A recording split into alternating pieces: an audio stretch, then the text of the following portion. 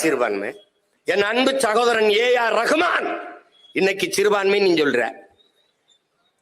என் அன்பு தம்பி ரஹ்மானுடைய சொந்த அக்கா மகன் என் தம்பி ஜி.வி. பிரகாஷ் இந்துங்கிற.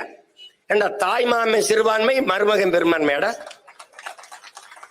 எங்க அப்பா இளையராஜா உங்களுக்கு தெரியும் இந்து, சரி இந்து. என் தம்பி யுவன் இப்ப அவன் இஸ்லாத்தை ஏற்றுட்டான். எங்க அப்பா பெரும்பான்மை, என் தம்பி யுவன் சிறுபான்மையாடா?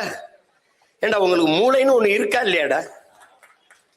மதத்தை வைத்து எந்த மானுட உலகம் மதிப்பிடுது இந்த பயல்களா? வெறி வருதா இல்லையா? இதுல வந்து நாங்கள் தான் சிறுபான்மை மக்களின் பாதுகாவலர்கள்.